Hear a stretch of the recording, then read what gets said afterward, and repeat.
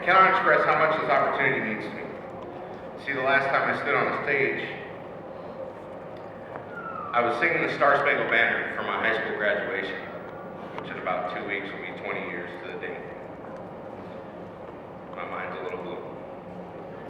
I must take this opportunity to publicly thank some people for carrying me on this journey and helping me keep my eye on the prize. Number one, my Heavenly Father. For without His blessings, none of this would have ever happened. My brother, who placed me on this collision course with success. My mom, who I can now call a colleague, as well as my biggest fan. Oh, we tied, by the way. I love you. My wife and son, I can't thank you enough. Your patience and pride kept me aloft throughout this entire process. My family, near and far, your prayers and unconditional love are integral to me standing here. Last and certainly not least, Dr. Karen Marie Erickson. You are an inspiration. Since 2011, when I first met you, I knew my life would be forever changed. You have been the driving force for so many of us as budding and seasoned leaders. You have been the light in the dark for so many of us, leading us with passion and humility, sharing such wonderful and priceless golden nuggets, of which I am certain will remain ingrained in the hearts and minds of each and every student that shares a classroom with you, past, present, and future. I know. Most of you who have shared the past 4 years with me are probably checking under your seats for some kind of surprise, waiting for me to toss you some kind of reinforcement prize. I'm sorry to disappoint. They said it might take too long to hand out candy to each of you. Instead, I will discuss the education that I've been blessed with from Brandman University. It has been absolutely second to none. As Elizabeth Green once said, sometimes the most ordinary things be made extraordinary simply by doing them with the right people. This statement exemplifies every person, from the staff and faculty to each adjunct professor, and everyone in my entire MAOL program.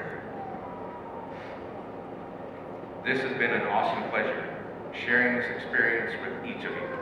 However, to say this was a flawless and perfect the whole way would be wrong. But every single person went miles out of their way to ensure my educational needs were met from day one.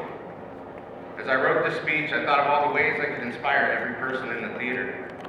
I thought of numbers and how each of us are somewhere in the top 10% of Americans as college graduates, no matter what level you have achieved. Then I thought to inspire you with quotes that have propelled me through this arduous journey. And they are just that, quotes that helped me. Then all of a sudden, during family movie night, I saw someone do something for someone they had never met and would change both of their entire lives. And I had an epiphany. From that point, I made the decision that when I was asked what I was going to do with my degree, I would answer, make a difference. Each of you graduating here at NAS Lemoore have now made a difference for yourself, be it career or life in general. The fact is, by making the decision to challenge yourself and choosing the right path, now I challenge you to go make a difference. It's up to you where that difference is made. In closing, I must take a sentimental turn.